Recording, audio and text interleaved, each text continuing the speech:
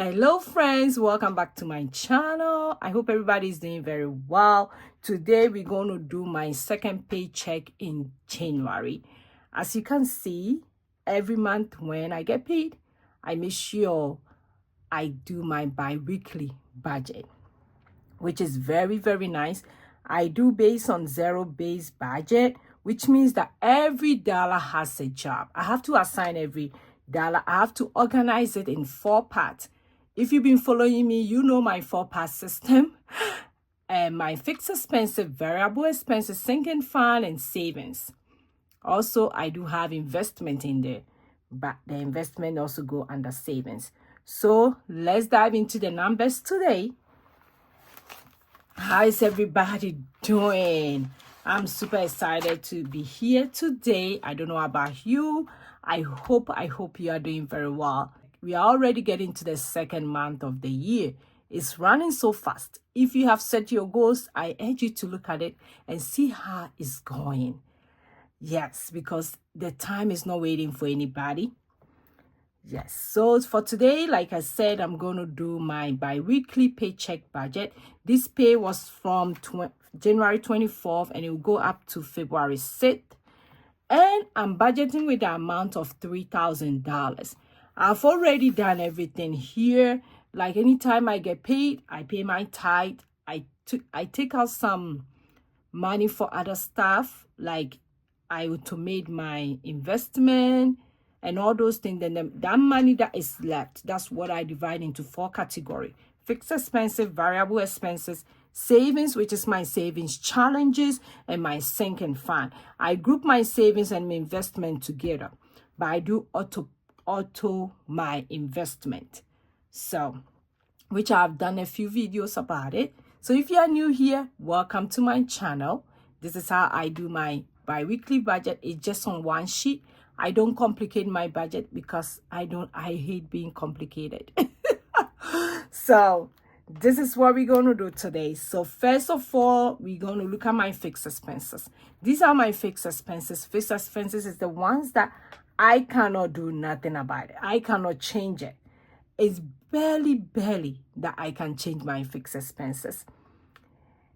That include my mortgage, my phone bill, my electricity, internet, all those things. And this is how I have write them here. For this paycheck, I'm paying my mortgage. I'm also paying my debt. My debt is fixed because I'm trying to pay off my student loan as quick as possible. So I do auto pay my student loan as well, but I do cast out them and they will take it from my account every time. I do extra payment every week on the student loan as well. This is my gas, my electricity bill, phone bill, internet, subscription, and investment. So let's do the math. I did the math already and it came out to be $1,690. That's what is going into my fixed expenses. Now, so let me bring my calculator and see what is left when it comes to my fixed expenses.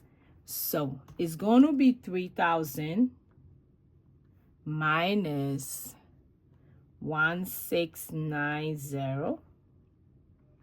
So what is left is 1,010. That's what is left after I've taken my fixed expenses. Now I'll come to my variable expenses.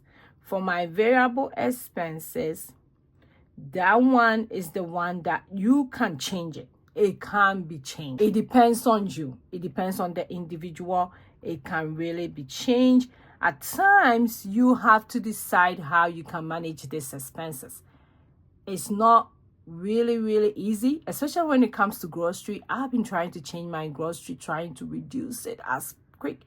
Like I've been doing everything, but it's still hard. So under my variable expenses, I have grocery, gas, household, date night. Like this paycheck, we are not doing anything under date night and eating out.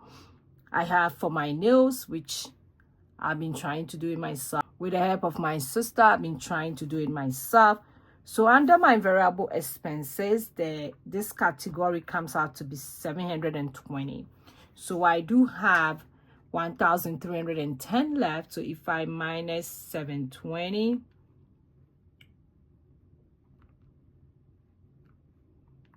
so 1,310 minus 720. And it means that the leftover after the variable expenses is 590. So that's what is left for the variable expenses after the variable expenses. For variable expenses, a lot of you knows that you have to really be checking it all the time to make sure you are not under budget or you are not over budget, because a lot of people can really go over budget when it comes to this, when it comes to the variable ones as well.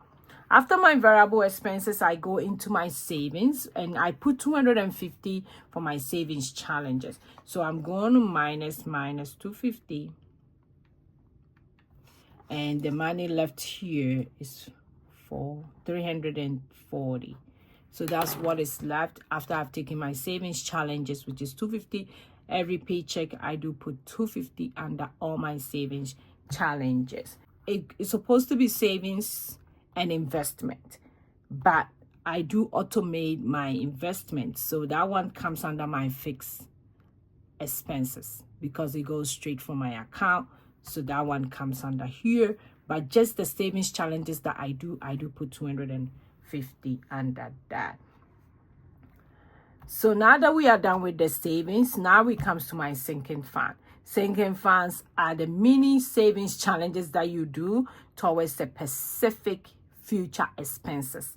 So you know that they are coming up, like car maintenance, back to school. I have kids who are in school, holiday gift like Christmas gift, all those things comes under my sinking fund. I have a lot of sinking funds, so don't mind me. Like I said, you don't have to have a lot, but every time I get paid, I put little money towards my sinking fund because I know they are coming up, and when they come up, I don't want to hit my budget at that moment. So I already have the money saved. So when it comes to my sinking fund for today, for all these sinking funds, I'm going to put 225. So when I do minus 225 from the leftover, the amount left is 105. And if you've been following me, you know that my 105 is going to go into my buffer. And for this month, my goal was to put about $100 under my buffer. So I'm going to put 115 going to buffer, and I will send this money straight ahead into my buffer account. I have it under Ally. It's a higher savings account. So I've been hearing some interest on top of that as well. I'm building that fund very well. Super excited about that. So now that I'm done, now I'm going to do my zero-based budget, which I call it ZBB. It means I did have $3,000 as the income. I will minus my fixed expenses, which is 1,690. Then I will take off my variable expenses, which is 720. Then I'll take off my savings challenge, which is 250, minus my sinking fund 205, minus my buffer 115. So at the end of the day, for this one, I'll have a whole big zero. My zero-based budget has to be zero. And normally I'll give it like a face here, if you can see. So this is a zero-based budget. Every dollar has a name. Every dollar has a job that they are doing when it comes to this. So this is my 4-part zero-based budget for my check, my last paycheck in January. Super excited about the way I do my budget. Every dollar is accountable for, and I'm ready to conquer the paycheck at this paycheck till next time I get paid. So if you are not doing your budget, that's okay. Maybe this will be a reminder for you to do your budget.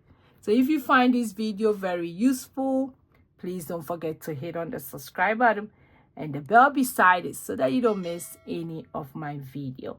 And also, I want you to tell me, which category in your variable expenses that is very hard for you to stick to.